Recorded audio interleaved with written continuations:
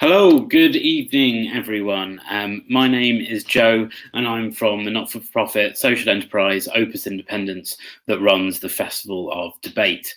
The Festival of Debate is an annual programme coordinated by Opus, which brings people together to share new ideas that can help shape our understanding of the world. This year's programme is Pay What You Feel to ensure all of our events are accessible at the point of access, but we do rely on donations from audience members to help us make it happen. You can donate to the Festival of Debate by visiting www.festivalofdebate.com. I'm very pleased and excited about tonight's event, which is a question time style event. And I'm very pleased now to introduce our chair for this evening, Jackie Weaver. Hello there. Now, I'm not expecting any difficulties this evening, but I have been well instructed on what to do if the meeting gets out of hand. But let me introduce people to start off with. This evening, I'm delighted to welcome Olivia Blake, MP for Labour, Simon Fell, MP, Conservative, Philip Proudfoot, founder of Northern Independence Party. Hello. Zach Polanski, Green Party. And finally, Hardeep Matharu, journalist and editor of Byline Times. Welcome, everyone. Okay, we're not exactly starting with a light question, but our first question of the evening is, what do you think the British government's response should be to the recent escalation in hostilities in Israel-Palestine? Who'd like to start?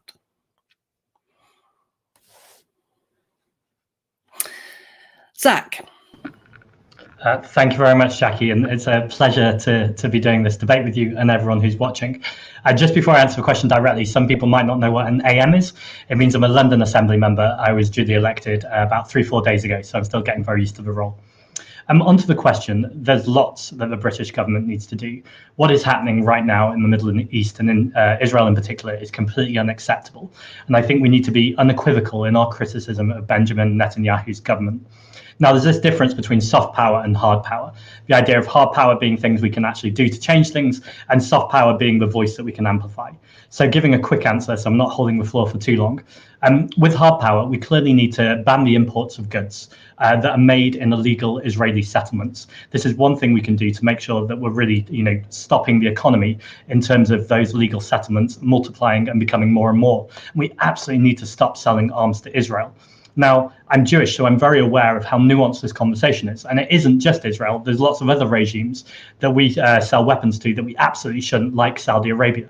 But they're not in the news right now. Israel's in the news today. And I think while that's going on, we absolutely need to criticize Netanyahu's government. In terms of soft power, I think this is about calling on Israel to do the right thing here, whether that's lifting the blockade in Gaza, absolutely making sure that those vaccines are getting to Palestinians. It's completely unacceptable that we have a pandemic and there's young children and adults as well who just can't get the vaccine. And we know from our own country and our own lives how crucial that is. And then we absolutely need to get back on board with the peace process. It feels like this has been let go by governments of all shapes and sizes across the world. And I think we just all need to come together and look at how we can solve this. And of course, it's not going to be easy, but we've seen it in other countries. We've seen that we can end decades of troubles and war, and we really need to put our minds together. But in the immediate term, we need to take those quick decisions of doing things like banning imports and stopping sales to arms. Okay, thank you, Zach. Anybody else? Olivia. Yeah, I think this is clearly a very grave situation and one that we should be taking very seriously. Myself and the other Sheffield MPs, other Labour Sheffield MPs, I should say, have written to Dominic Raab asking for exactly this, more action to help de-escalate the situation, which is incredibly worrying and incredibly upsetting for people to see civilians on both sides being killed, and including children. But I think we have to recognise that Israel has a lot of power in this relationship. So I think it's absolutely right that we've called on Dominic Raab to condemn in the strongest terms what has been happening. And Israel has to abide by international law. For too long, we haven't had this kind of dialogue between the international community and Israel about an active peace process, and I think we need to get back to that as quickly as possible. I agree with Zach on that, and I think that we have to use every bit of leverage we can muster, really, to try and get a peaceful solution. And I'm very committed to a two-state solution, which I know the rest of the Labour Party tend to agree with me on, and I think that's what we need to see, because clearly this cannot continue, and unfortunately the escalation just seems to be growing by the day. Okay, I think Philip was next. Hi, yeah, I think everything that Zach said I really broadly agree with. There are additional things that the UK could be doing. So one thing that interests me is that there's a huge degree of ignorance in the general British public around the situation. And that alarms me, considering that Britain has a historical responsibility. And as I'm the founder of Northern Independence Party, I'll give you a quick illustration of this. In a lot of Northern dialects, we say, give me a shifty. That actually comes from the Arabic verb shaf or bishuf, to see. So that word entered our dialect through British troops stationed in Mandate, Palestine. I am actually, aside from being the founder of the Northern Independence Party, an academic specialist in the Middle East. So I'm answering this question as an academic specialist. And I think that, yes, there should be an immediate ban to arms sales to Israel and also to Saudi Arabia. I think that we should be saying both at the same time, in fact, because the situation in Yemen is absolutely outrageous. There is cholera, there's systematic targeting of food production, and there's an engineered famine. And often that has been done through British armaments. The same is true for Israel. We should no longer be supporting any regimes in the region that are actively violating international law and human rights. There should be an immediate reversal of the cuts to overseas development assistance. That's outrageous that at this time the British government is withdrawing its international obligations. And we should be very nervous about legislation that seeks to outlaw BDS, that is boycott, divestment and sanctions. Consumer boycotts of all kinds are part of our rights, our political rights, our civil rights to object to things. And to have those removed, to have the beginning of those things removed, should alarm us. And I believe that the British government ought to be using all of its pressure to realize what is in fact the British government's position. So the British government is committed to 1967 borders.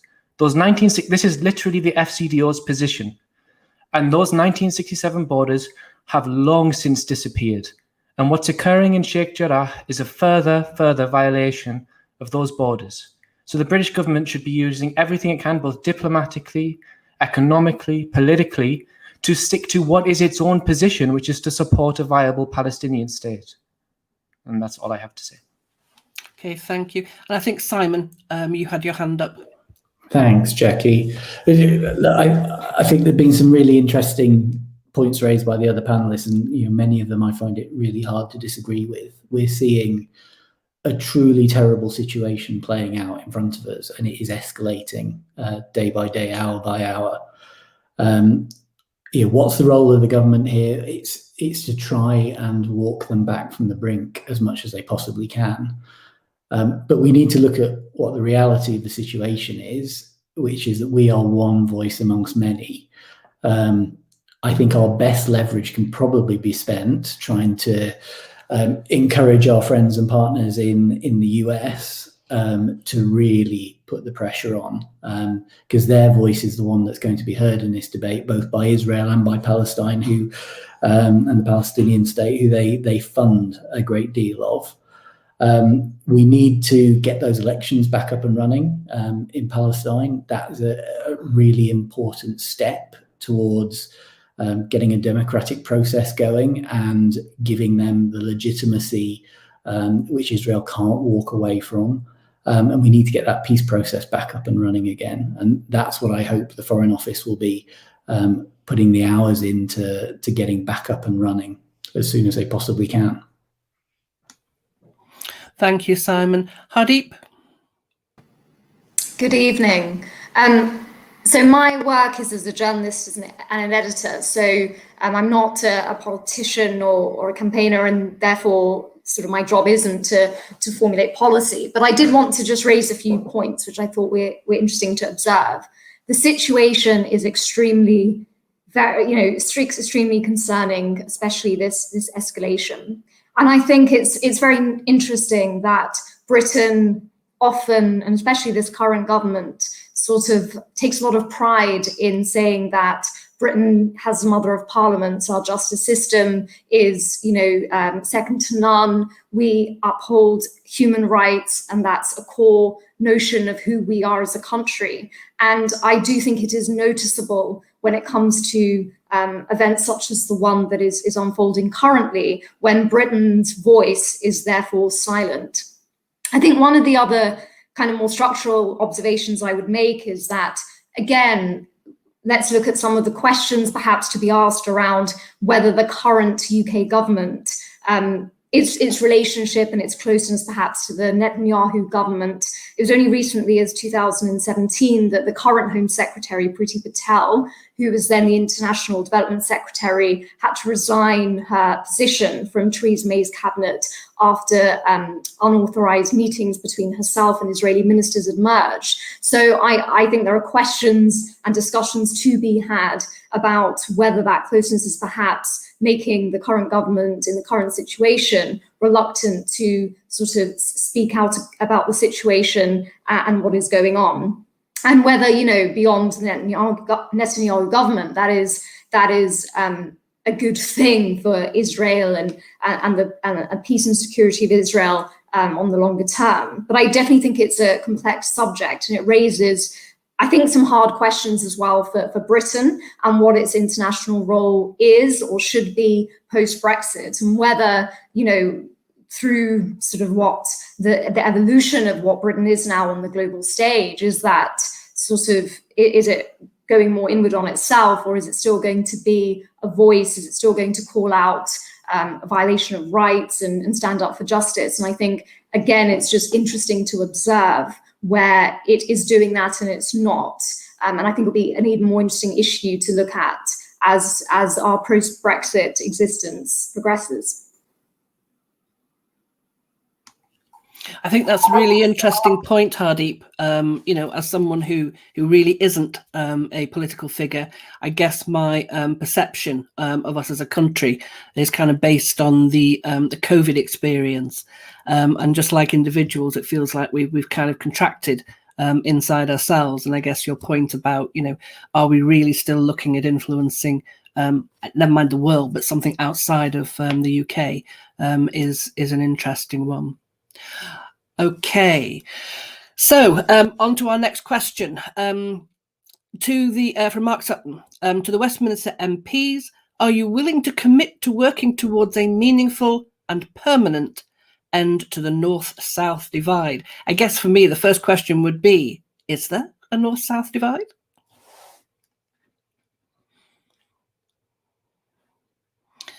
Okay, yeah, by all means. I think that we can all probably agree that there is definitely a North-South divide, and that plays out in many, many different ways. I'm currently sat in my home. I currently live in an area that is in the bottom 10% in terms of highest 10% in terms of deprivation in Europe. So, we're talking about deep-rooted inequalities here that have come about over years and years and years of underinvestment in the north and overinvestment or a differential investment in more southern communities. I always like to think that actually that northern line is perhaps a more of a diagonal than a straight line across the country. And I know that there is lots of challenges for different communities, such as coastal communities, who probably feel quite similar. But I've spent my career so far in politics, if I can call it a career, championing the north. I was deputy leader at the Sheffield City Council, and I was responsible for finance, and we saw millions and millions and millions of pounds sucked out of our communities from central government, which really has disallowed any kind of potential of the north to be fully invigorated and delivered. So I think that there's huge divides still, and that's going to be played out through the COVID response as well. We know that with every kind of city that we have in the country. We're underperforming what we should be on productivity. We know that the health inequalities are very, very deeply rooted, and air quality is a huge part of that. We know that there's a strong sense of place, and people are very fond of Yorkshire and the North, and want to see more powers being devolved, but also making sure that those actual resources are there for local politicians and local communities to be able to deliver for themselves. And I think that there's a lot of strong voices in the Labour Party for that. Our mayoral candidates this time have done particularly well. I think Andy Burnham's got the biggest majority of any politician ever in the UK, which kind of tells you something about where we want to be going. And I think that it's really, really important that government actually does listen. And if they are going to talk about the levelling up agenda, I think they have to end this kind of rounds of bids that communities are having to put in for, which seems and has been reported as kind of handouts to seats that they would like to win in the future, or handouts to seats which they've been more successful in. It has to be based on need, and it has to be about tackling those deep-rooted inequalities for me. And I will be using every breath that I can in Parliament to make that argument. Thank you, Olivia. I am absolutely confident you can say that you have a career in politics. Philip. Yeah, thanks, Olivia. It was really nice to hear that conversation about the North-South divide coming from a Labour MP. But you mentioned that at the end you want to bring this to Parliament. I think you need to bring it to your own party, because as we saw in the Hartlepool by-election, the Labour Party's policy and the attempt to win back places like the North East was to stand in front of a flag and drink a pint. That's not good enough. That is not going to end the North-South divide. This needs to be front and centre of all mainstream political parties' policy agendas, not just flags and pints. The people in Hartlepool, I can't say that their vote for the Tories was wrong, because they had an offer, a nod and a wink, pork barreling politics. They knew what was going on, and they chose to vote for the party that was promising to, however illegitimate we might find it, pump money into their town, whereas the Labour Party offered nothing but patronising us in the North. And Andy Burnham, you can talk about all these wins for Labour. That's fantastic. But let's talk about what sort of policy agendas they were standing on and why they won. Why is the Preston model not front and centre of Labour Party policy? The Preston MPs increased their share. All councils where you have a radical, progressive, regional focused, community wealth building orientation kept their seats, and in some cases increased their votes. So I believe that you care about these issues, but I don't think your leadership does. And I think that you need to be talking to the PLP about this, not just Parliament. Thanks. Before I open it up to anybody else, I mean, that was quite a harsh commentary, Philip. I am going to let Olivia just come back on that. I know you want to. So just briefly. Yeah, absolutely. I mean, I know more than anyone hate being patronised by ideas of the North. And I don't believe that communities like being told what they are. And I've made that very clear to the leader of the Labour Party, not to listen to one type of voice about what the North really is. I'm proud of my city, and I'm so pleased that, Sheffield and Leeds and Manchester are punching above their weight given what resources they are given. And I think it's really, really important that Labour learns the lessons of this election. And I've been saying since polling day that we need to go away, rebuild that offer and come back fighting, because I truly believe we're down, but we're certainly not out. And I think that our communities in the North, who are going to be most impacted by the COVID recession that we will see play out, will trust Labour and will come back to Labour, because I think we're the only ones that can deliver the answers that we need to see, not only the COVID pandemic, but also the environmental and huge climate crisis that's on our doorstep as well. We have to deliver a Green New Deal. I've been saying that for ages, and I think that we have to understand and fight for a future for the UK, which is broader than just the next set of elections. We're at a very critical time in our country, and I think that we're at a very critical time as a world, and I think we have to really focus in on that. So I am not going to be silenced and said that the Labour Party don't care for the North or don't represent the North, because we've got more strong Northern voices in Parliament and in town halls up and down the country, fighting for our communities and trying to make that argument against a government who just simply want to tinker around the edges. They certainly have a strong voice in the North, from you, Olivia. Simon, I did spot your hand up earlier. Thanks, Jackie. Just finding out how to unmute myself. So I'm one of those dreaded red wall MPs that you keep hearing about. I represent Barrow and Furness, which is on the south coast of Cumbria. Barrow and Copeland, which is the constituency above it, are tied as being the two least connected constituencies in England. So we really feel that north-south divide. And I believe I was elected to try and counter that as best as we possibly can. Like, Barrow is an amazing place, an incredibly strong community, full of people who succeed in spite of their environment rather than because of it. And we have to turn that round. Looking at so where we are now, Cumbria in particular, the job of a social worker is made, for instance, that much harder because it takes them so long to get around Cumbria. You simply can't get as many visits in a day. The impacts of that on young people who desperately need support, families who need support, is profound. And those are the sorts of structural issues which this government is going to have to be judged on. Can we change these things? Can we make them better? Travel times are awful. That means that people's aspirations are shortened. The single biggest problem facing my community is that we hemorrhage young people. If they don't go into the shipyard for work as an apprentice, which is great work for them, they leave and they don't come back unless they consider starting their family here sort of 20 years later. That means we've got a declining and an aging population, which creates all kinds of other issues for the community. So we've got to start addressing these things. And the pandemic has given us an opportunity to look through a fresh lens at how we start to change the healthcare environment, but we need to look at social infrastructure as well. How do we transform our town centres from being places that are frankly dying to being the centre of a community again, so that when you encourage someone to come up and visit to perhaps seek work, they don't look around and think, this isn't where I want to raise my children. Those small but really quite tangible things are going to be what the government's judged on. And I actually think the levelling up agenda, which I'm very keen to see delivered, is at the absolute heart of us getting to the bottom of that and starting to change some of these places for the better.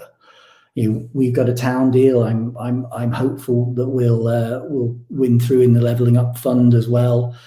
What will that mean? For me, it means bringing a university campus into town. It means getting young people a place where they can study and stay. It means improving the high street. Those tangible things again. One other thing I'd say, the Preston model was raised. I think parties, not just of the left but of the right, should be championing this. Encouraging local businesses, encouraging local investment into your community. This is absolutely what we should be about. We shouldn't accept that just because the way we've done things one way forever, that's how we should keep doing them. We need to refresh how we go about business, how we go about structuring local government, how we go about improving people's lives in communities like this. I'm a member, I'll shut up in a minute. I'm a member of the Northern Research Group of MPs. We are pushing ideas through to government. And if any panelists are interested in this, and anyone listening to this is interested in this and has ideas for what we should be doing to uplift northern communities, get in touch with me, get in touch with the rest of the Northern Research Group. We'd love to have your views and feed them through to number 10.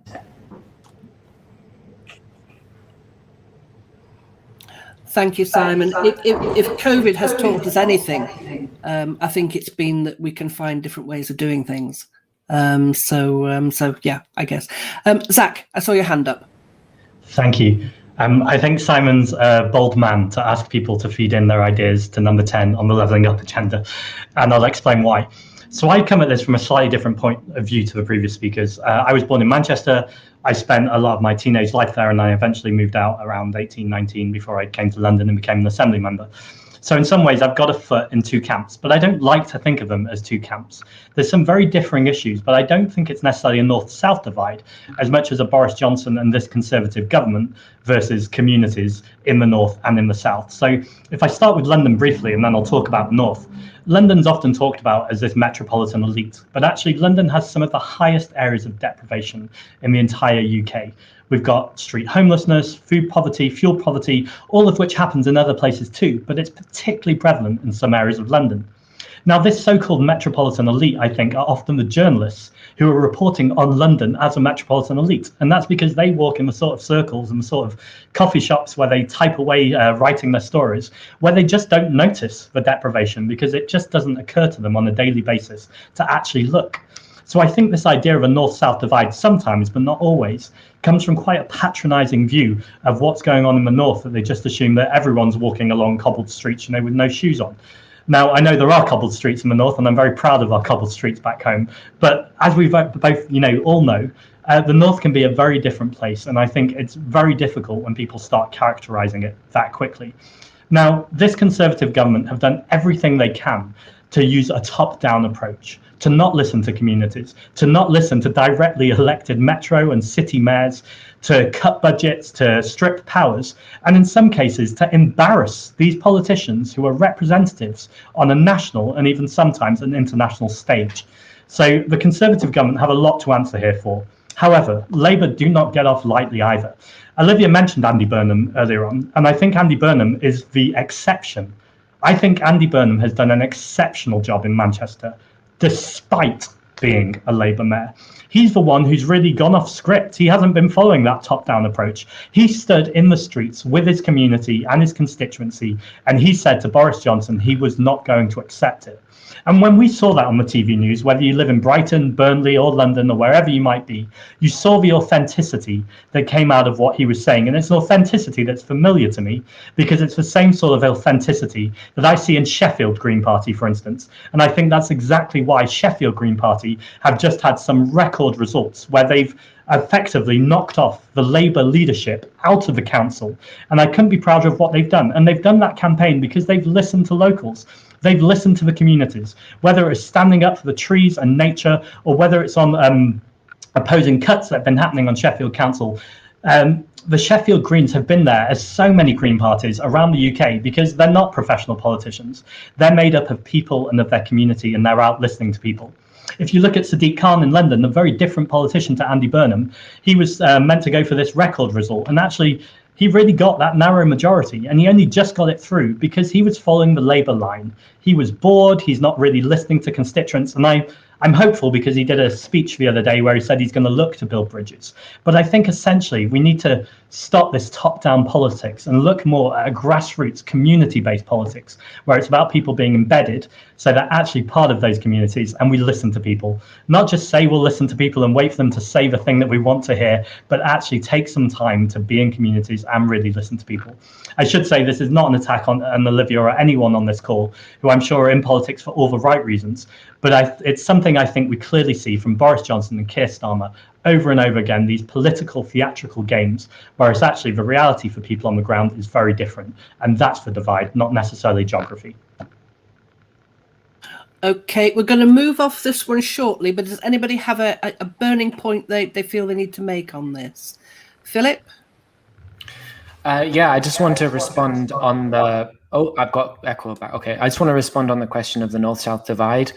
I agree to a certain degree that ideas of the North are the product of the divide itself, of having a media aristocracy based in London that then carries out a kind of imagination of what the North might be like. However, as well as being the founder of the Northern Independence Party, I'm also a social scientist. So I believe in evidence, data, and statistics. And the North-South divide isn't a feeling, it is a structure. So Blackpool, for example, has if you were born in Blackpool, you will enjoy 58 healthy years. If you were born in Richmond, you will enjoy 79. That is a product of policy and decisions taken at the Westminster level. It isn't a feeling, it isn't a sentiment, it's a thing. And it can be reversed through policy decisions. The levelling up agenda, we've heard them all before. We've had levelling up, powerhouse, regeneration. Let's take a key levelling up agenda policy, putting bits of the Treasury in Darlington. I'm from Durham. We have bits of the Passport Office in Durham. It generates some jobs. Great. 750 jobs. Excellent. But how many of those jobs are people from London moving to the north? What policies are going to be put in place to prevent a housing price bubble in Darlington with people buying up the housing stock? And anyone who knows anything about the north-south divide knows that the word divide actually is a problem. It's not a divide, it's a relationship. The underdevelopment of the north produces the overexploitation of London. And that is because you have huge amounts of people. I'm in Brighton, by the way. I'm not in the north. I had to move to look for work, like so many people from the north. And what happens is we move down to London. There's a low housing stock, which permits the sort of speculation on housing as a commodity. That's a product, a systematic economic relationship. And it's very important when talking about the divide to be clear that we are unlike every other developed nation on the planet. Other comparable countries to us are far less centralized. It's not normal. It's deeply unusual how centralized we actually are. And one of the reasons that occurs is because we have such limited devolved power in the north.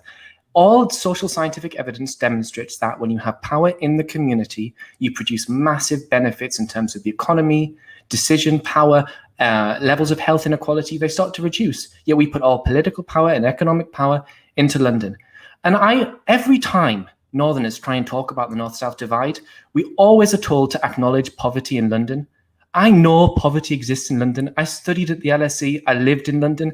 I would really love one day to see a conversation where people acknowledge the existence of poverty in Gateshead and that they're demanded to acknowledge that exists rather than we are being told to acknowledge it exists in London. I know it exists. It's a relationship, but we have to take the region seriously. This country is far too centralized, and that's why we founded the Northern Independence Party. Okay, I am going to move on to the next question. I'm mindful that we've only covered a couple of points so far. So let's see what our next question is. Cumanach, a question for all. What do you believe is the solution to the mental health crisis that is likely to follow the pandemic? Who'd like to start here? Okay, Olivia.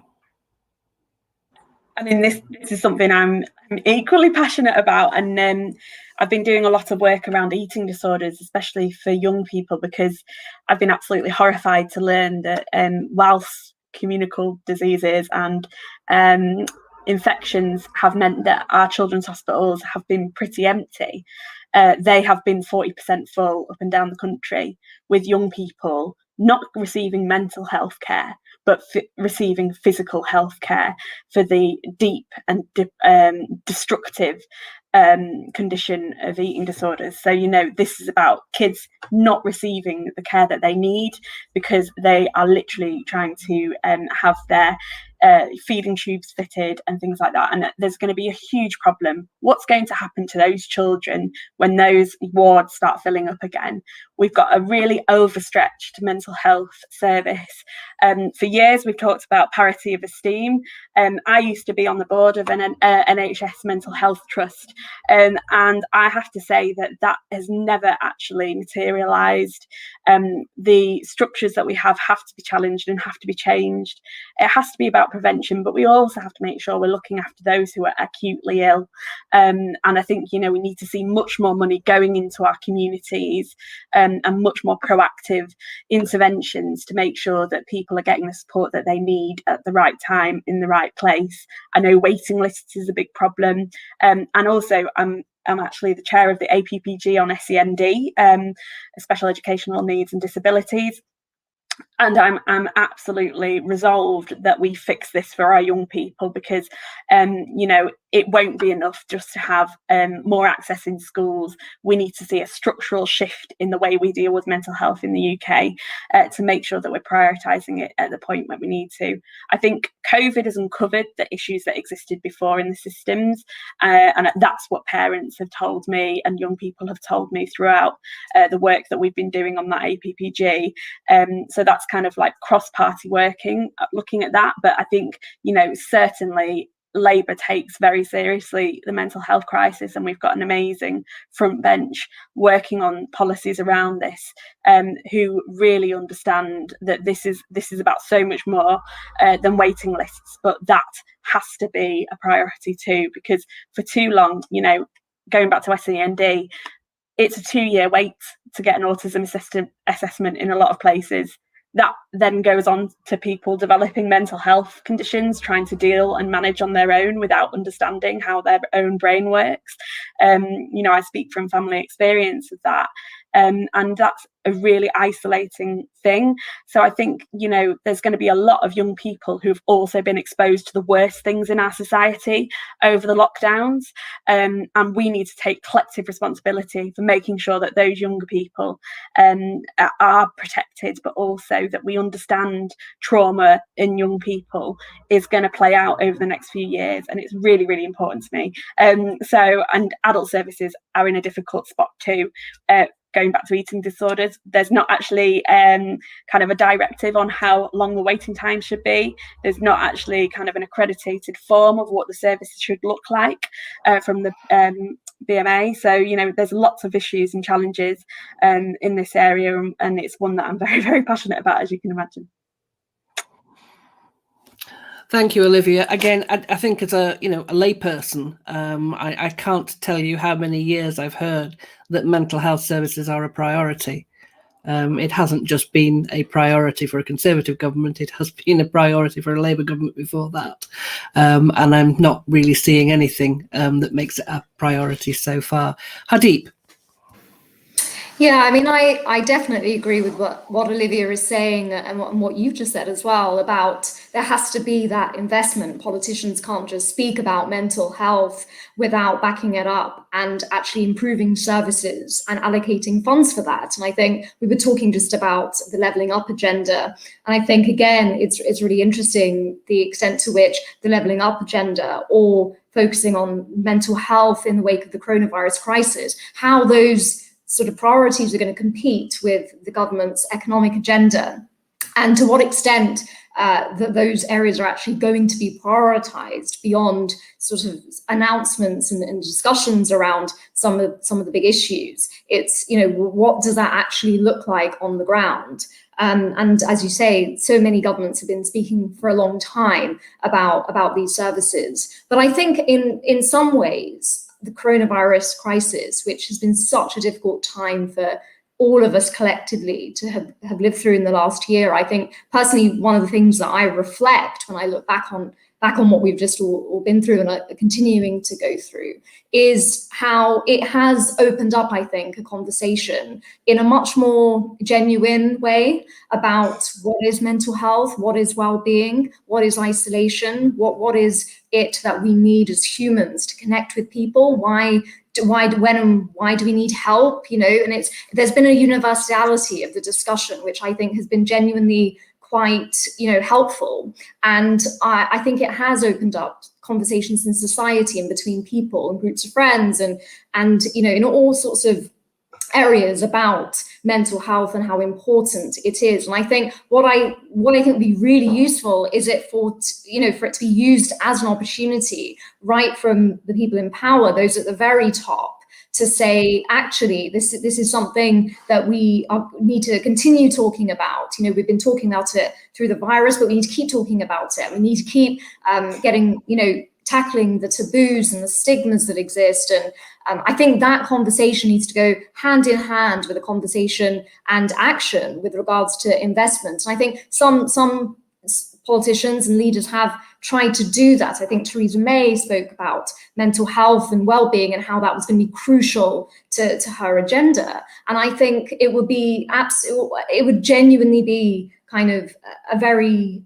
big thing if this government, this leadership said actually mental health is a priority and this is how we're going to back that up. And I think in coronavirus briefings that we have, where Boris Johnson, it's the one opportunity he speaks directly to the public and answers journalist questions, and he is asked about mental health. This has come up in those briefings, and beyond a few statements around, yes, it's very important, we need to look at the impact of the virus on it, and there are these services which exist, there isn't much more, either by way of investment, that we're going to look at this issue seriously, or just on that wider level, on that almost more philosophical level, that this is something that we need to keep opening the conversation about on. And I think this could be a real opportunity to do that. But again, it's got to be prioritized. And it's, it does seem like there are a lot of things that this government wants to do, like the levelling up agenda and all sorts of things. So the worry is that it just gets lost within sort of that sort of agenda, but it can't be. And I think it could be a real opportunity. Thank you. Simon. Thank you. I actually, just before we started this, I was in a meeting talking about mental health in children as a result of COVID. And we were looking specifically at the fact that children have spent a lot of this last year online, and they've gone from an environment where, fair enough, they may have been online, in the morning and in the evening when they're at home, but they've been doing it all day, and there's simply been no escape from some of the pressures that are there, either from their peers online or from some of the materials they see and the pressures they get through that. And it takes me back to the fact that this pandemic has put such enormous pressures on people, some of which we could have foreseen, some of which we absolutely couldn't. And the aspiration of parity of care is something which this government has. We're reforming the Mental Health Act again. But until we get to the point where everyone can access talking therapies and can get the care they need easily, this is just going to keep coming up again and again. And I'm afraid I don't really have an answer to this, but one of the things I've seen, and I'm sure Olivia's picked this up as well, since being elected, government is really, really good at spending money and directing resource where there's a problem. What it's not good at, and this drives me absolutely bonkers, is focusing where they can prevent that problem from kicking off.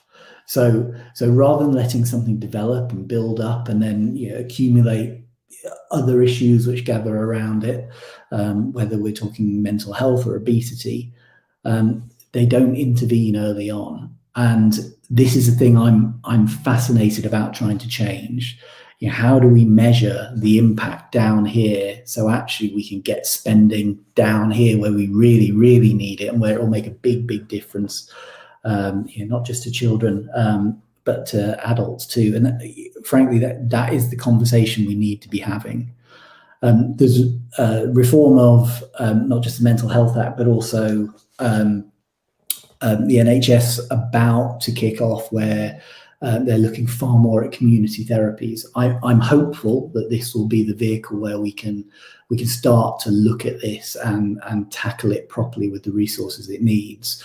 We don't have the detail yet, but I am going to be sticking very close to it, because certainly going around schools, speaking to people in Barrow and Furness over the last few months, mental health is very much on their minds. Thank you, Simon. Zach. Thank you very much. I'd endorse much of what's been said, actually, and I'm pleased that this is one of those questions where there's not necessarily the bickering that you might sometimes see, but actually there's consensus that this is urgent. What maybe there isn't consensus on is how urgent it is and what needs to happen. And I think essentially there needs to be a three-pronged approach. We need to think about young people and their mental health, that was just mentioned. People are suffering from poor mental health currently, and then there's the prevention aspect. On young people, I think a lot of this is about making sure that we, in our schools and on our education system, we get back to people feeling like they have worth in themselves and that we're treating other people with compassion.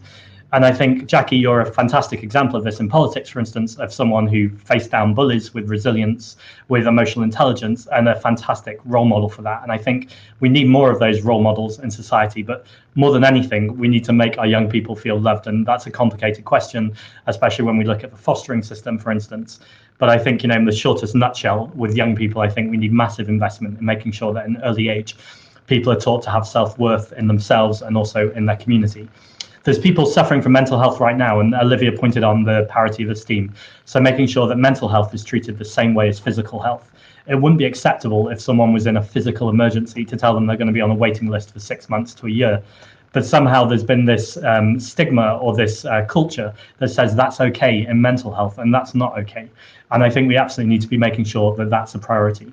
And then finally, for me, what's probably the most important piece of the puzzle, because it really feeds into the other, is the prevention strategy. Now, I'm in the Green Party and expect I talk a lot about the environment and the planet, and I do, but actually there's no environmental justice without social, racial, and economic justice too.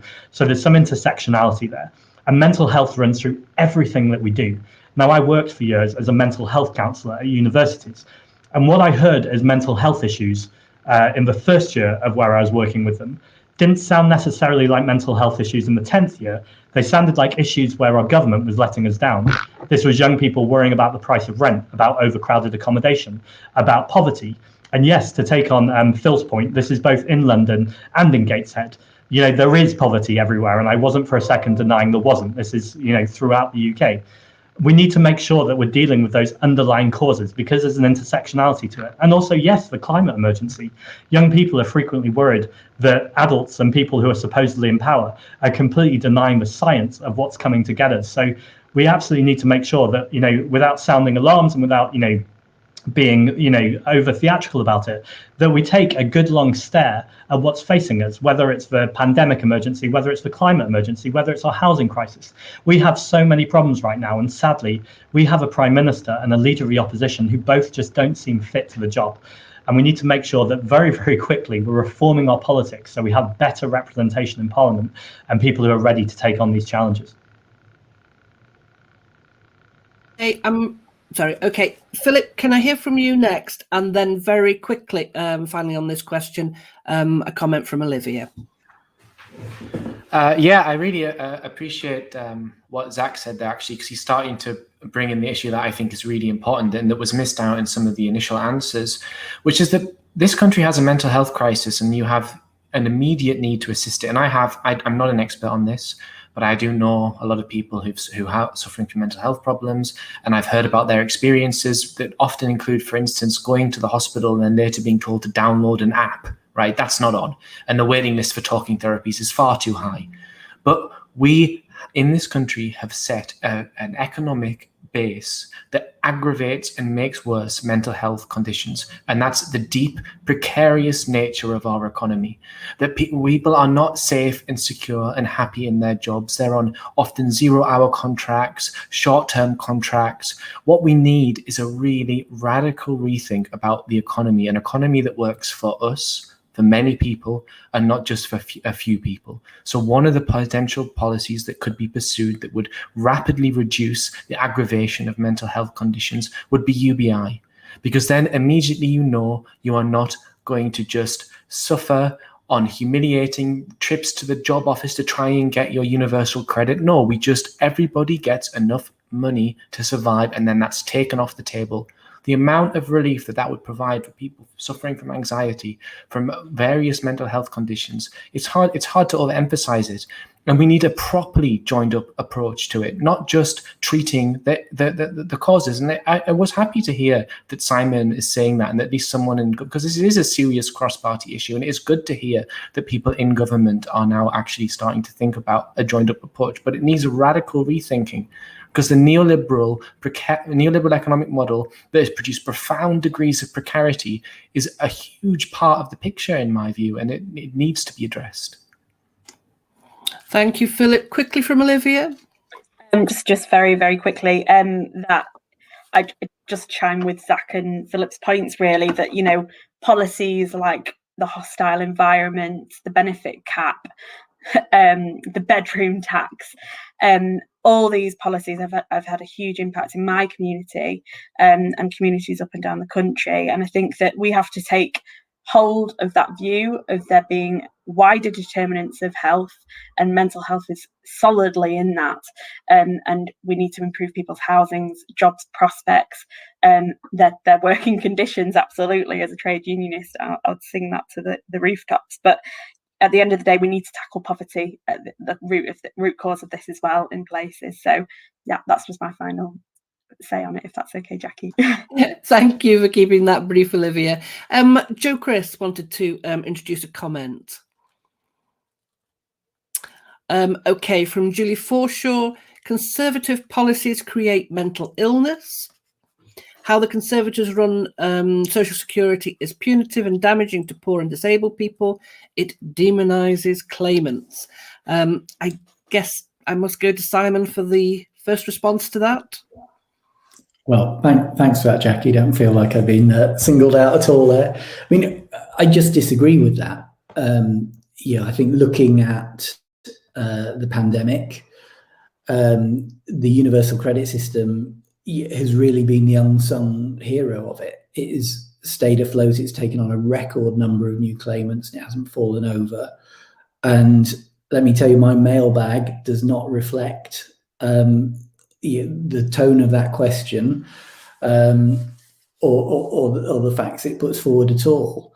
What I see, or what I hear when I talk to my constituents is, by and large, they're in a system which is helping them and encouraging them, and giving them the support they need. In fact, 2 days ago, I had a surgery with the Minister for Disabled People, and the local DWP staff here in Barrow. And yeah, I was expecting it to be quite tricky, to be frank. We did a call out in the community to try and get as many authentic and genuine voices around that table as possible to really have a go at the minister and explain what the problems are ahead of the disability white paper, green paper, which is coming up shortly. And we didn't have any of that. We had an enthusiastic and enthused staff in the local DWP team. We had a couple of relatively small constituents issues which he picked up and ran with. I'm not going to say the system's perfect, but actually I think it is proving to be the safety net which universal credit was set out to be. Where I want to see it go in the future is, frankly, as a Northern MP, is getting more money put into that system. I was one of the ones who was fighting for the £20 UC uplift, and you'll see me fighting for it again. But I want to see it expand in the way it was originally envisaged, rather than where it's cut off during the austerity years. Thank you, Simon. Yes, it was somewhat pointed. There's no doubt about it. Okay, Philip, do you want to come back on that? Or add to it? I just want to say 120,000 people died under Conservative Liberal Democrat austerity is an objective fact, and it would be nice to have some ownership and recognition of that from a Conservative MP. Hadip, I saw your hand up, I think. Was I mistaken? No. Olivia. Yeah, sorry. I'm just amazed at that, because that, I represent in Sheffield the wealthiest part of the city. Sheffield Hallam is very different, and that's why we haven't had a Labour MP for very long. But my postbag is still full of people fighting these systems, particularly around disability benefits. I have helped multiple people overturn decisions that have gone the wrong way, and when they get to tribunal, they're overturned in favour of the people that have been victims, really, of a system which is so punitive, and doesn't listen to the real concerns and actual medical evidence about a lot of these disabled people. As a disabled MP myself, I have to say that I think there are structural difficulties in all our benefit systems. You know, if you struggle to read and write and you have to do an online form, you know, you've got a situation where the DWP workers are getting people to sign disclaimers saying if they help you, then if there's any mistakes, it's not their fault. You know, these are the kind of conversations that are happening on the ground. And I think for a lot of people, it means that they just walk away and they fall out of statutory services and they don't get the support that they rightly are entitled to. So I really would challenge that. And Simon, if you want to come and spend some time talking to my community, please do. You're more than welcome to hear. And perhaps you need to recognise, wonder why you might not be hearing the stories of what's going wrong in a system which is consistently being challenged at tribunal. Okay, thank you for that, Olivia. Zach, is this an important point on this one, or are we just about ready to move on? It's a very, very brief point, if you'll bear me, Jackie, but you do have the authority to stop me, obviously. Sorry, I couldn't resist. I think, quite seriously, we need to look at this £20 uplift. Now, I appreciate that Simon said he was fighting for it, but let's put that in its context. We are spending billions of pounds on nuclear weapons we don't need. We're building road tunnels. We're building new motorways. We're building a new train system that will destroy, train line that will destroy 108 ancient woodlands. We have money all over the place. Yet he is fighting his own leader, a Conservative Prime Minister, for an extra 20 quid for people. It's shocking that it's 2021 and this is Britain. It's just, I mean, I'm rarely lost for words. But when you really look deep into your heart, that is not right. It can't be hard to stop child poverty. It can't be hard to make sure that everyone's got a bed at night, that they can pay rent, that people who have jobs and who are working are still having to claim universal credit. And Phil is right, there's an answer to this, and that is universal basic income. And again, this is where Labour don't get let off either. There is a solution here that they could be advocating for if they showed some political courage and bravery. But our first past the post system, which means that it's always Labour or Conservatives, mean that we're left with either the terrible or the least worst. If we had proportional representation, we could actually have the representation that this country is so badly dying for. And with that representation, we could make sure that people, and children in particular, weren't living on our streets or living in poverty. Okay, thank you. And I can see from the chat that we've got some support from the audience, and thanks to Olivia and Philip for standing up. Is their comment. Okay, next question. Okay, I can see we're not getting any light-hearted ones here this evening. Razimus Fatimus Kitchenus. What should be do about the future of employment relative to the increase in automation and the app-based gig economy? I can only hope that one of the panel actually understands the question. Let me see. Zach, I think you had your hand up first. Yeah, I only went first because it really just follows on from what I was just saying, so I can be very brief. A universal basic income would make sure that people weren't trapped in jobs and doing hours that they didn't want, and end the 0 hours contracts. But I also think more than anything, we need to have a big conversation about workers' rights in this country. Now, I know the trade unions are the obvious solution here, and I absolutely support trade unions.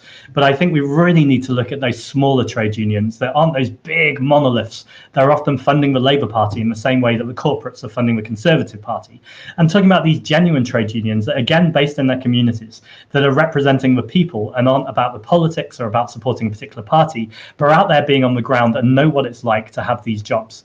I think too often, and this isn't necessarily an attack on the unions because the principle is right, but they've just got out of control, some of them, and it becomes a lot more about supporting whoever is the next promised leader of the Labour Party, or it just becomes about whatever drama is going on the Labour conference floor. I think trade unionism at its heart has to be about people.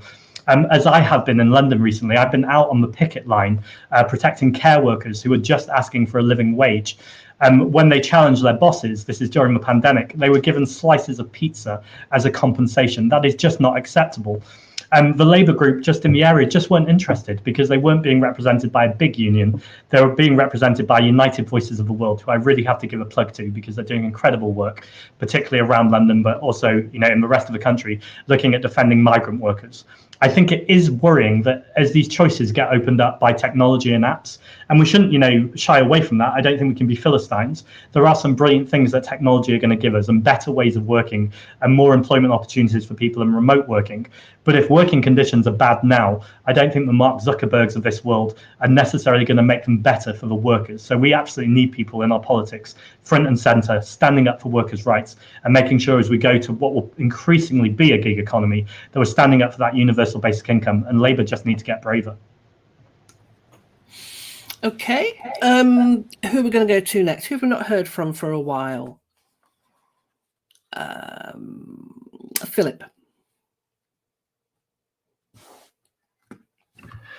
Yeah, I support. I agree that follows very neatly on from universal basic income. I think that given the increased prevalence of what sometimes, you know, platform capitalism and this kind of work, there needs to be a sort of central government or a policy approach that guarantees the rights of those people engaging in that form of labour, as well as a universal basic income to protect us.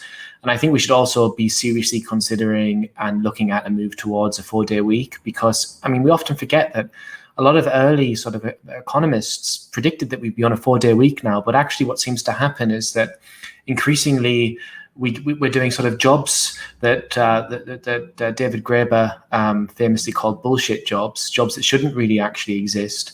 And we're sitting around doing them where we're engaged in like relatively non-productive forms of labor. And the solution to that is universal basic income, of moving towards a 4-day week. And, you know, all the research on this shows that when you have that, what you actually get is reskilling, retraining, new development, new technologies.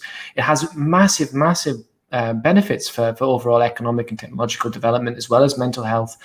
What doesn't have good mental health outcomes, to link back to that previous question, is having people survive on the basis of delivering food for Deliveroo, where they're waiting around and they might not get enough orders.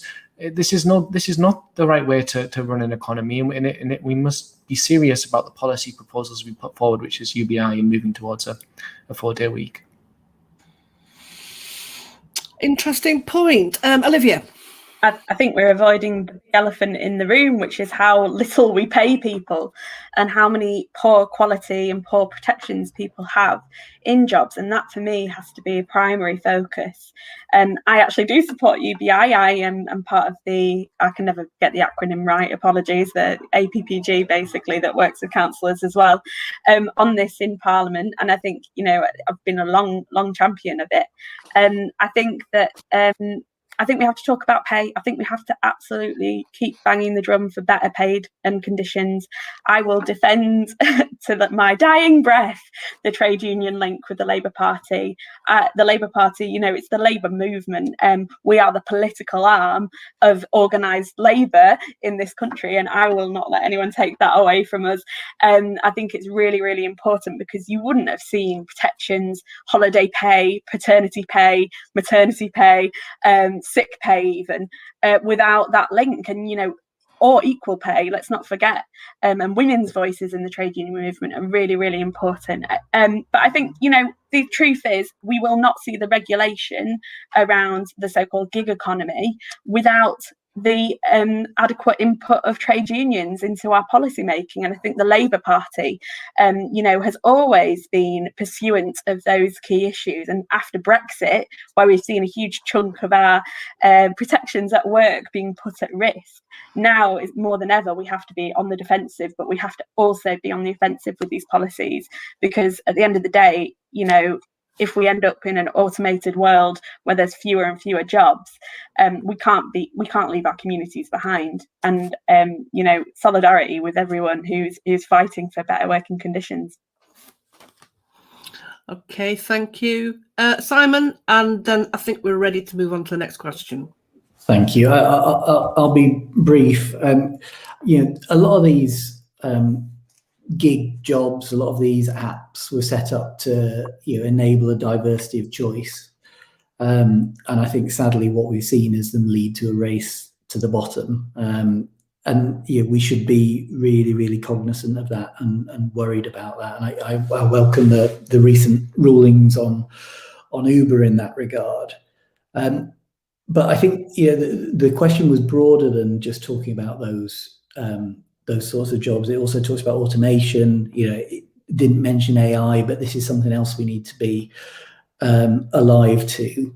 The world is changing around us, the world of employment, and what we need to be doing now is going back to one of the first questions we addressed, talking about levelling up, is supporting SMEs, brick and mortar SMEs. It's supporting manufacturing in the UK as best we can through whether it's through incentives, whether it's through the opportunities available to us post-Brexit, but it's also backing workers with skills so that as the economy does move on, as some jobs become automated, actually they have the lifetime skill guarantee, which means they can retrain and move on, and they can do it as seamlessly and with the support they need to do that. I mean, that's going to be one of the biggest challenges, not just facing this government, but the governments over the next probably 10, 15 years as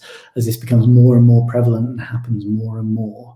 But we've got to start leaning into it now. Otherwise, there are going to be a lot of people who are struggling. Thank you, Simon. Okay, next question. At last, one I feel I can contribute to. Jimmy Hodge is posing a challenging question for the panel. What do you call a bread roll?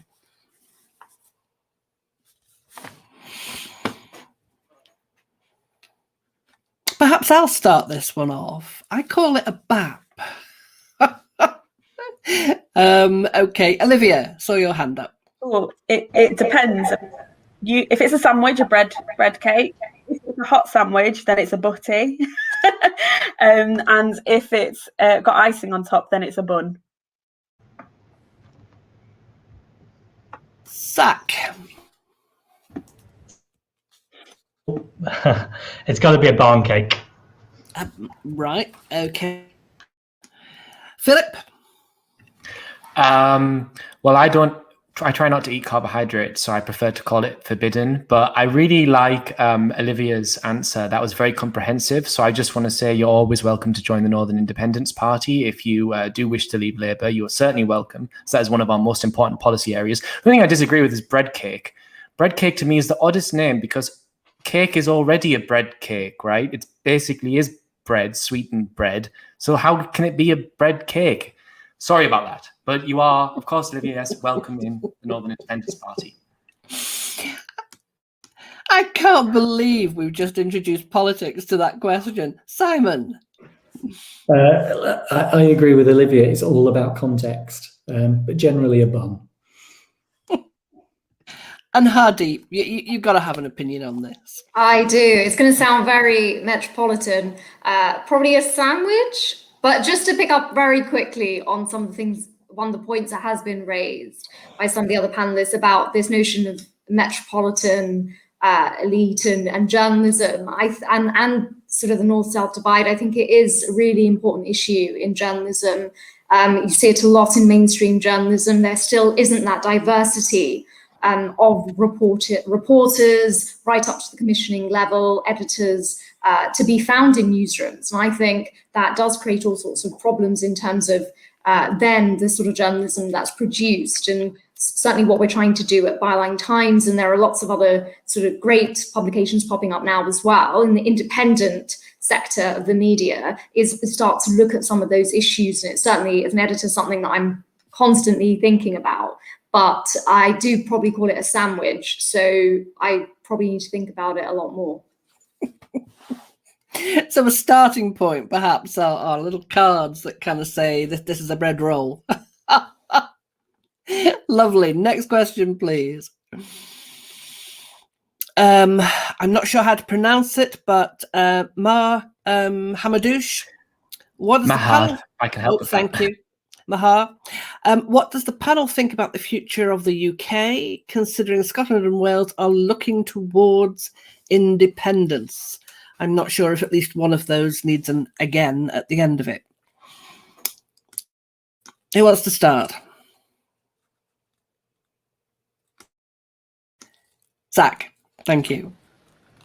Thank you very much. I can be very brief on this because I think in some ways that is not my answer to give. That's going to be for the people of Scotland and Wales. I can have an opinion, but I think the much more important principle is that power needs to be closer to people.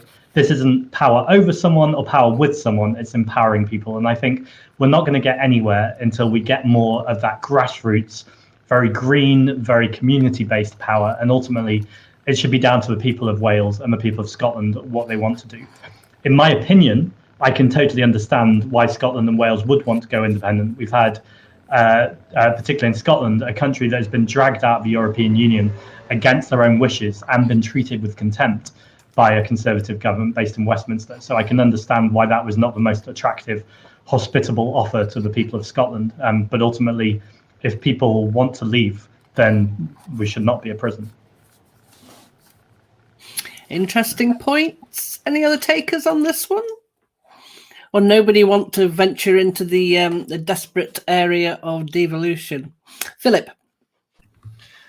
First of all, I absolutely support Scottish independence. You can't force Scotland to remain in the Union against its will. I would campaign for Scottish independence. Many of us within the NIP would also look to travel to Scotland to campaign along our friends north of the border. I also support Welsh independence. I think that the United Kingdom is structured in such a way that the only possibility for breaking the north-south divide, the funneling of funds into the southeast, is through a demand for independence. So that moves me to the next point, is that I believe that the next step after Scotland and Wales gain their rightful independence will be independence for the north of England, by which I mean north of the Humber, including Cheshire and all of Yorkshire. And our proposal is to take seats, demand a referendum, and free the north. And the reason why we want to do that is that if you examine the conditions in Scotland, you examine the conditions in Wales, they're exactly the same in the north. We have, if the north was an independent country, it would never have elected a Conservative government. If we had a proportional electoral system, we are never going to vote for a Conservative government. Even in 2019, after that defeat, the north would still have elected a socialist, left, progressive government. And I believe that the future of the United Kingdom following Scotland and Wales must be a breaking down and an ending of the Union itself. So yes, free the north. Interesting point. I do hope you're going to consult Cheshire before you make us independent. You can vote in a referendum. Right. That's the ultimate consulting. And then also I should add the territories around the bottom of Cheshire moving across. They'll be offered localized referendums to join the new kingdom, the new whatever it will be of Northumbria. We'll also give a vote on the royal family as to whether or not the North would wish to keep the royals. Okay, and if I'm going to be terribly naughty, just because I feel I can be, and if we don't get the answer right first time, you'll just ask us again. Simon, would you like to come in? It's an incredibly generous offer that Philip's just given the North there. I'll take it under consideration. So look, I'm a proud unionist. I worry a lot about the direction that we're going here, and I think we can't keep saying no to the people of Scotland. It is their right to ask the question. But I do think we need to look at the structure of the UK. And I don't just mean England, Scotland, Wales, Northern Ireland.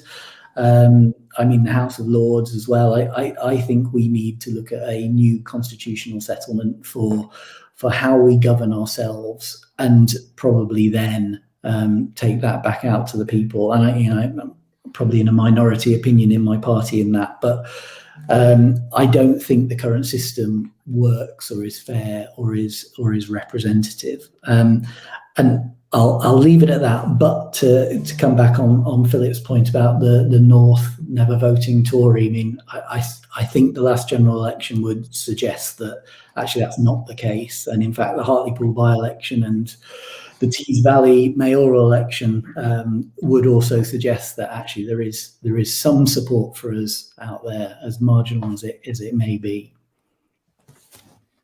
Thank you, Simon. Where should we go next? Hadeep.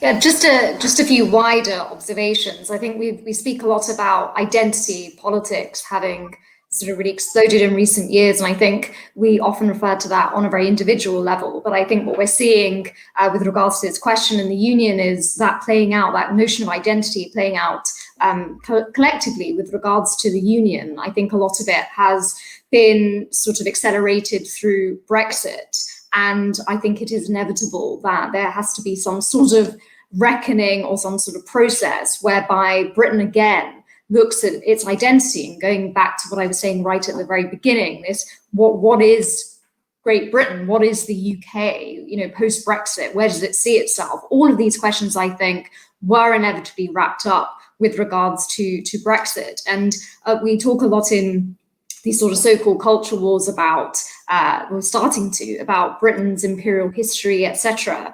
And I mean, it is interesting to observe that, and some commentators have said that the United Kingdom itself is actually an imperial state, but without a wider empire. It is a mini empire in itself, ruled over by Westminster, and whether that can hold together with all of the competing tensions which are now being thrust upon it through the prism of identity, which has been introduced by Brexit, is certainly an interesting one, but also I think is really important and will have real consequences. And that's the point. You know, we can talk about these sort of shifting dynamics and tensions playing out throughout the United Kingdom's union. But this does have real world consequences, which actually are in need of urgent attention as well. So, for example, the Conservative Party's full name is the Conservative and Unionist Party, and yet we have a border in the Irish Sea, and we've seen the violence that is going on in Northern Ireland once again. So I think that there's big conceptual things around identity, and yeah, what does it mean if Scottish independence happens? What is Englishness? All of that. But actually, there are real life consequences to some of the things that are already being played out. And again, I'm not sure if that is really being prioritized by this government, by its leadership. You know, there's literally violence on the streets of Northern Ireland again. And, you know, we're just continuing on. So I think that's concerning. Thank you. I saw Olivia's hand up. Just to say, I think, you know, as a Yorkshire woman, and first and foremost, I'm very passionate about regional governance and governments and what could be done there. And I think whatever happens, regardless of referendums, I think that we need to have a broader discussion around how decisions are taken in this country and what that means for places like Yorkshire, because effectively we have a system at the moment where there's a good amount of devolution to Scotland and Wales, but not for the North, and I don't think that can stand if the structure is going to remain.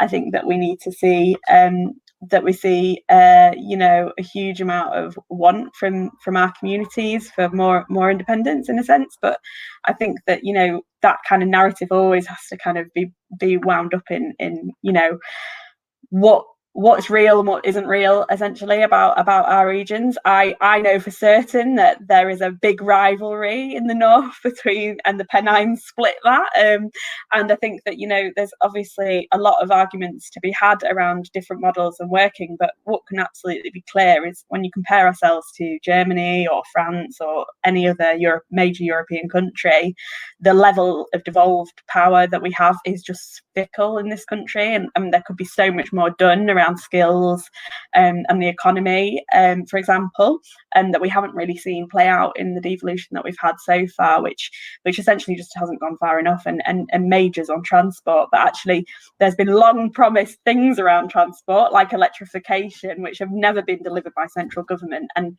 unfortunately won't be delivered by the devolution that we've got currently, because they don't have the powers or the resources to do that. So I think there's some big questions, no matter what happens, on the nation's question, about what the power in our region should look like, and where we should be heading, and what directions we should be going in, as city regions or as regions going forward. Thank you, Olivia. I think we'll move on to the next question, and I'm going to set a rule for the next question. No contributor is allowed to use the word priority in answer to the next question. I don't know what the next question is going to be, but we're not allowed to use the word priority for the next question. Okay, oh, sorry about this. Remember, no priorities here. Rebecca Mulvani, people and planet before profit. We need to move away from a growth-based economy and towards a well-being economy, as in New Zealand. Remember the rule, no word priority. Zach? So it's easy not to say the word here, because this is actually the foremost thing that needs doing above everything else, because actually nothing else will matter unless we solve this. So it's not the forbidden word, it's actually the one crucial thing that we must get right. And of course, people and planet before profit runs through everything we've been talking about tonight. Is that intersectionality again. So whether we're talking about housing, whether we're talking about retrofitting houses to make sure that they're insulated, so we're stopping people on food poverty, and we're also renewing our own energy, whether it's about transport, whether it's about making sure we have cleaner transport so people can walk and people can cycle, or frequently when the buses are too infrequent or they're not comfortable or the bus stop's terrible, making sure we have good services. We've got that awful disparity between services between London and northern cities, but no concurrent, I think that's the word, concurrent lines between different northern cities to make sure that they're connected, or indeed in other places in the UK. We also need to look at particularly the environment. Of course, we're looking at things like microplastics, about making sure that we're looking after our seas and we're looking after the animals. Now, you can probably tell this is a subject, Jackie, I could talk about for the next few hours, and I won't do, because I imagine viewing figures will drop slightly and the other panelists will be annoyed at me. But this is the only thing I will say, that when you're voting for a party, or you're choosing to support a party, or even if you're just watching an individual on TV or radio talk to you about things that matter, if they aren't putting people and planet before profit, what are they doing? What are their intentions?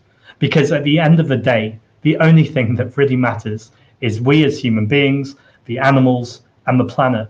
And once we've got those things solved, there will be discussions that are other word that I won't mention, because those things need to be worked out. But ultimately, at the heart of every single policy, we need to think about the planet. And one of the Green Party policies that I'm really proud of is we should be looking at our carbon emissions for every single policy, no matter how abstract it might seem from other things. So even if we're talking about policing and the vehicles that our police officers use to get around our cities or our towns, then we need to look at how can we be doing that in a more environmentally sustainable way. Now, I'm not talking about the greenwashing that this Conservative government frequently do, where they ship our emissions to China, or they ship it to landfill and say, look, we're doing brilliantly, we've got the best carbon emissions in the world. No one's falling for that. You only need to pay attention for about 2 minutes to know that's not right.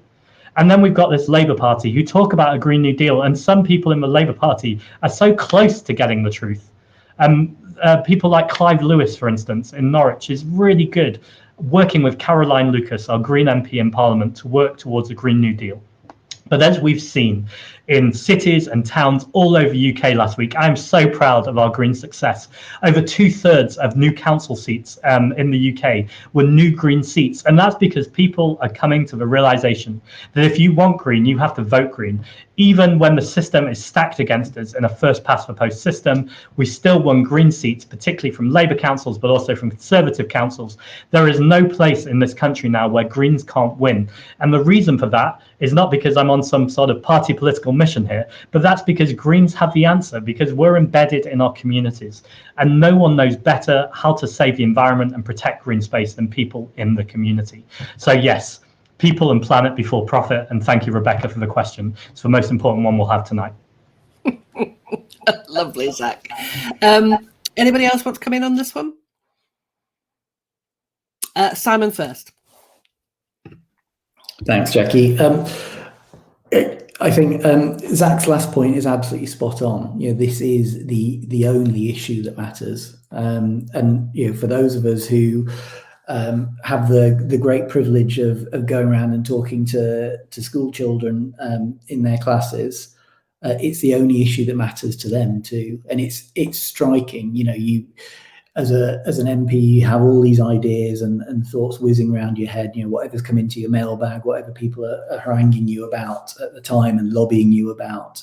But you go to a school and this is the number one issue that children bring up. They understand how fundamental it is. They understand how it will affect them and how it will affect their children, and why we need to change the way that we're living our lives and we're governing the country. And it's so refreshing to hear that and to be energized by it, frankly, to go out and refocus yourself. The government's got a huge amount of work ahead of it through COP26 and other programs, but I think we have a focus on what we call the green industrial revolution. Offshore wind, green hydrogen, moving to far more renewable energy whilst meeting our carbon reduction targets. We have to be absolutely relentless in this. And I don't think you'll find much in the way of cigarette paper between any of us here. But I will just make one point about people before profit. Profit is a great motivator, and if we look at offshore wind, if we look at green hydrogen, if we look at vaccine production, it was the fact that profit was driving innovation that got us a vaccine rollout so quickly. It was the fact that there was profit to be made, albeit quite a way down the line, that got our offshore wind industry to the place where it is now. So we shouldn't discount that, because I don't think the state can get us there on its own. It's got to be the two sides, business and government, working hand in hand. That's the only way we're going to step up to this challenge. Thank you, Simon. And Olivia, please. I find your last point quite amazing when you when you think about even the fact that Oxford AstraZeneca, have been selling their vaccine at cost. The idea that is all just because of profit, I think, is a deep insult to my community, which is the science and medical researching community. Although I absolutely agree that there are wider difficulties with the pharmaceutical industry that needs challenging.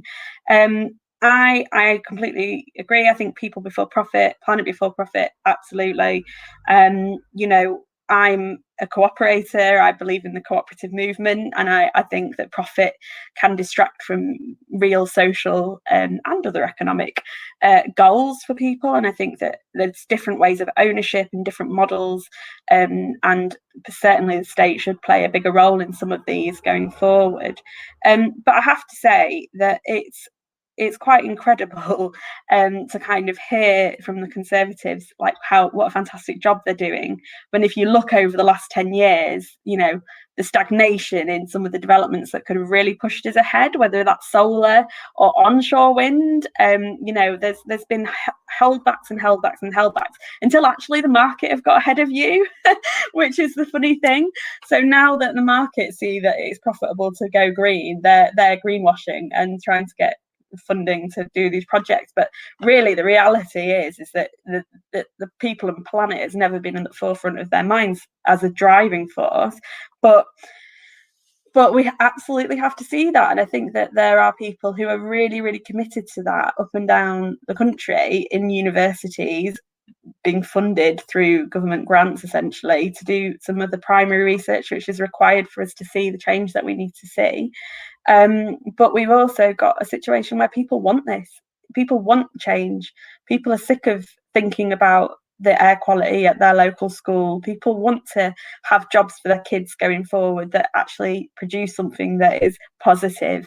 And until we fix our financial sector, and this is the final point that I'll make, Jackie, until we fix our financial sector and the tax incentives and direction from taxation, we won't actually fix a thing. Until we stop insuring fossil fuel industries, we won't fix a thing. Until we make sure that the finance is there for these projects to go ahead, we won't fix a thing. Until we start punishing bad performance on going to zero carbon or carbon neutral, we won't solve a thing. So it's on governments to come forward with a necessary framework of legislation to make sure and get everyone to commit to this.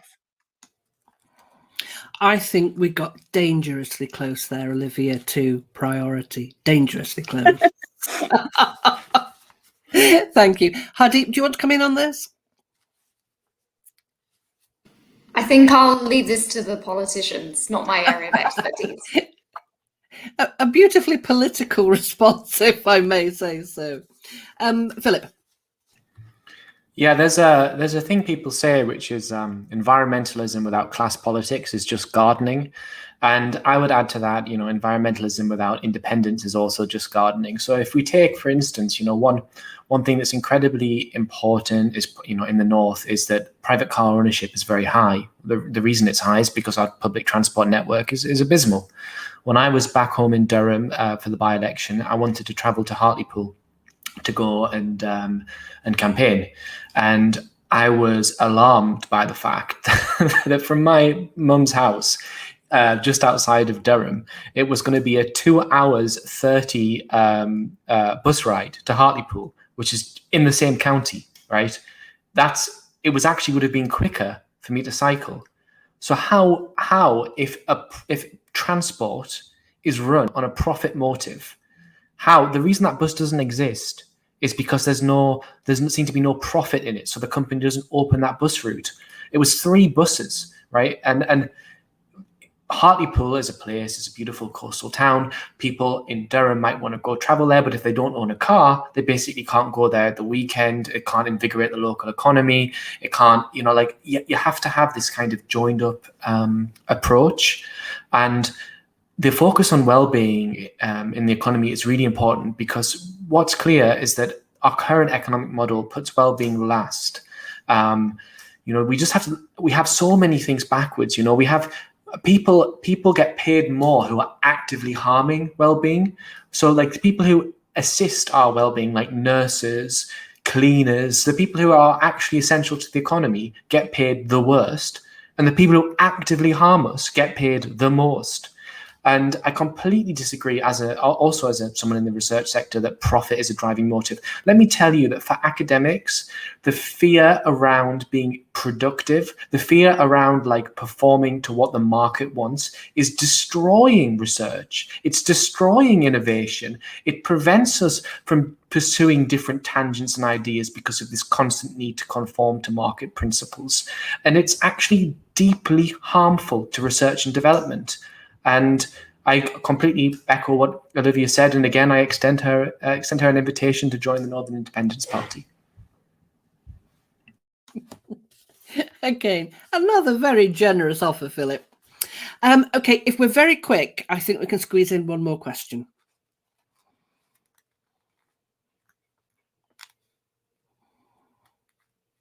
Let's hope it's not one that's going to change the world overnight.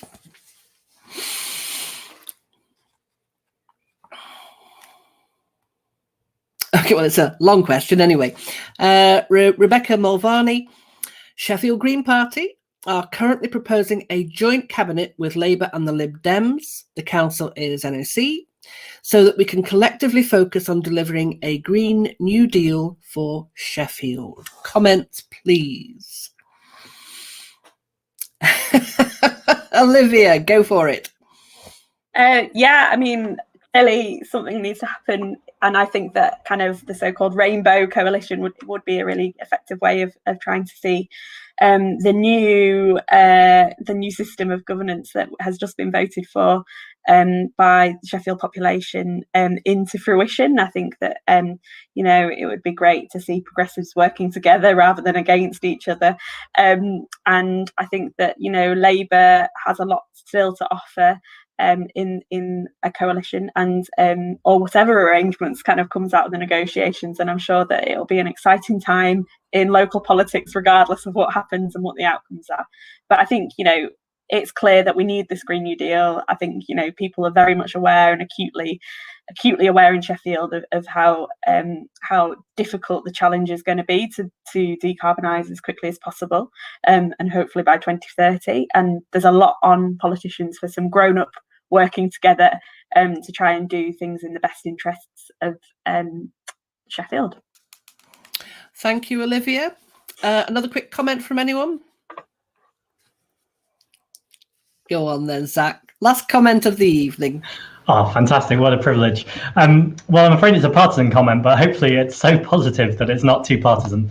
I'm absolutely delighted what's happened in Sheffield, and I couldn't be prouder of Sheffield Green Party. And in fact, of all the Green parties across the UK, I feel like it's a story that the media have missed a little bit.